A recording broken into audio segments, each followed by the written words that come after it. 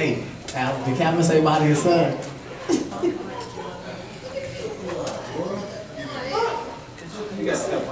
I am. Okay, yeah, just to the second row at least, or move in. I was at a ministry. They was like, all everybody on the sides move in and move in to the sides, so that when the camera's pan by, it looks like we. Full. I got 10 people in there. Hey, can somebody run a video for me? I got it. We were supposed to go over some plays, a few plays today.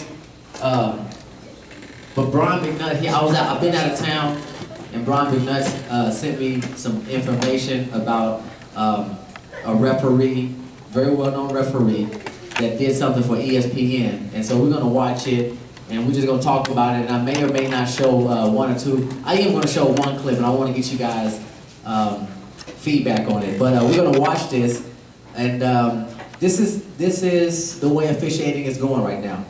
If you know Brian McNutt, I would venture to say, stay close to him. If you know Allen, stay close to him. If you know Wayne, stay close to him, because the way that the NCAA is going, and everybody in here is trying to get there, is what we've been doing by the book. They are cracking down and making sure that everybody knows the book. And this is a point of emphasis on the men's side as well as the women's side, that you know the rule book. Alan was just talking to us before we started today, and the test for the NCAA women, you gotta know the rule book. They asking simple questions like, what is, by definition, a common foul? So by definition, can you tell me what a common foul is? It's tough. I couldn't do it.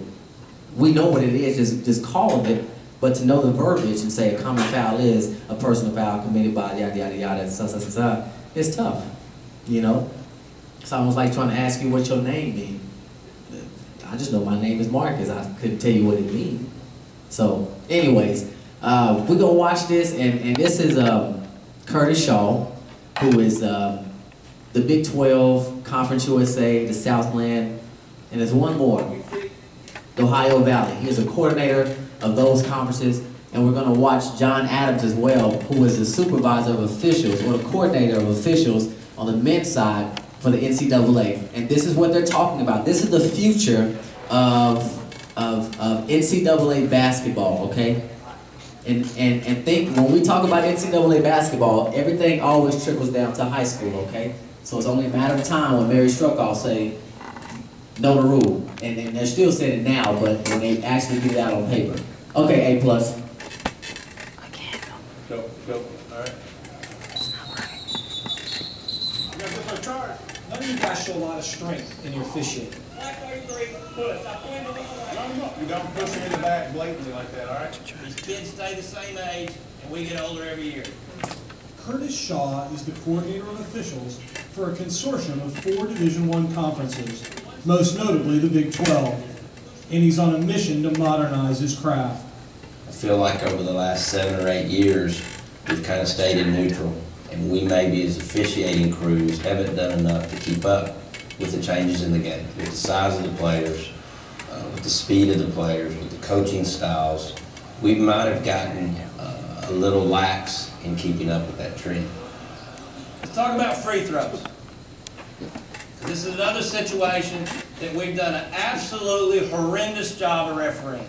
Shaw, who spent 21 years running the floor, becoming one of the NCAA's top referees, is directing a summer camp for officials in suburban Dallas, a 3-day seminar in which about 70 officials have spent $575 for the opportunity to be evaluated and instructed by a handful of the game's top referees. You guys never worked together before, right? You guys don't seem like you're on the same sheet of music. It's not a choreographed ballet out here. Shaw's staff is working with the campers who are calling games at the Great American Shootout, an AAU tournament where college coaches from throughout the country are scouting some of the nation's top high school players. Shaw's campers have the task of calling the top-tier games at the tournament, and they get immediate feedback. Ford, when you're the lead down there, you got down there good, all right, and then the ball settled right over there at the 28-foot mark. So you came here, right? Ford Branch, who called about 15 Ohio Valley Conference games last year, drove 10.5 hours from his home in Princeton, Kentucky to be here. He worked at his day job as a pharmaceutical salesman, then hit the road, picking up 3 officiating buddies in Memphis and arriving here in Duncanville during the early morning hours. I drove the whole 10.5. I didn't have any help though. A lot of sleepers. A lot of sleepers in the car. No, I had one say that. I think he must have been a little nervous. He's probably a little nervous. Long trip. Branch and his colleagues share the same ultimate dream of tossing the ball up to open the national championship game. But their road to the Final Four will travel a far less celebrated path than the players and coaches who will arrive there in glory. You're all independent contractors. Your contract ran out in May, June, whatever it was. Nobody's hired. I will make all conference staff decisions starting the 1st of August. The typical college basketball official is not getting rich. The NCAA employs no full-time officials, meaning everybody is a freelancer. No health plans, no benefits, no pensions, no contracts.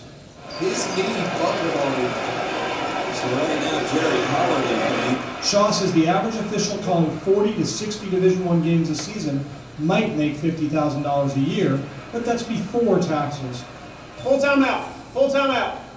And so virtually every referee you will find here and elsewhere holds down a full-time job.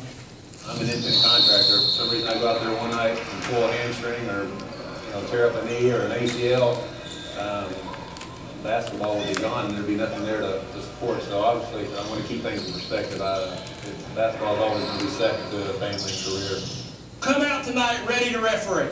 Shaw said the consortium of conferences, which pays his salary, is working to restructure the pay scale for referees in an effort to put less strain on them, though he acknowledges there is little hope of creating a full-time professional stable of college officials.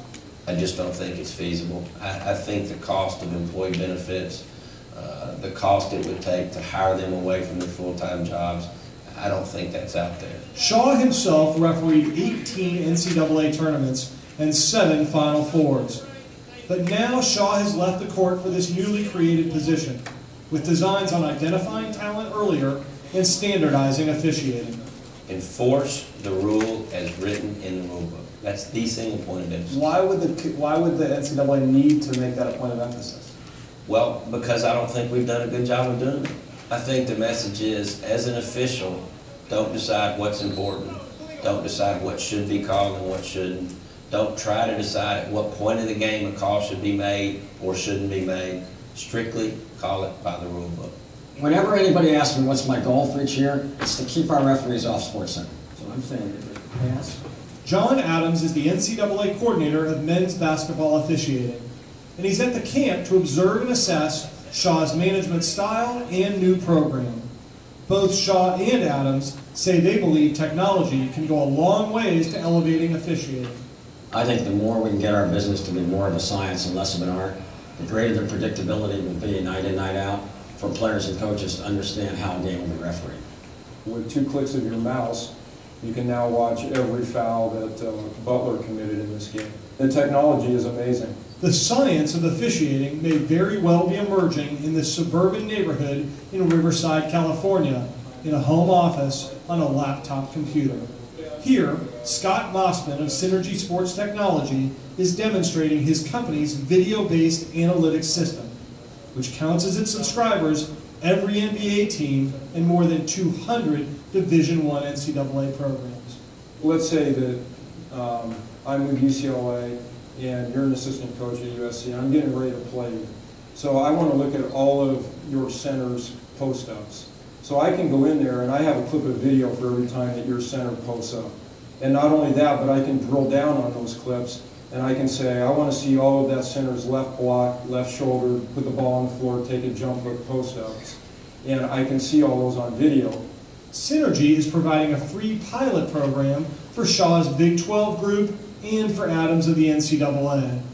Well, if we translate that to the officiating field, we can take, you know, official John Smith, and we can go in and we can show all of his traveling calls, all the technical fouls that he calls, all of his 3-second violations, any foul that he calls.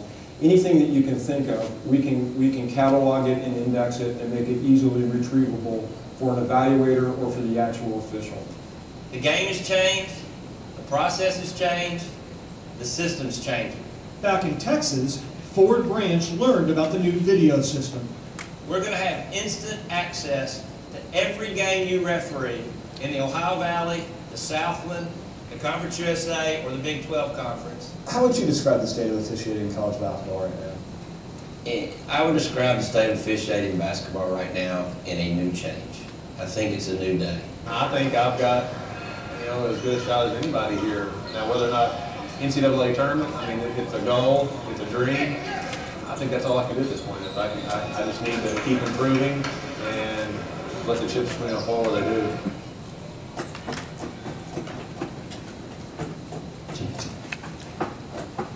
Whew. I feel like I need to get my rule book.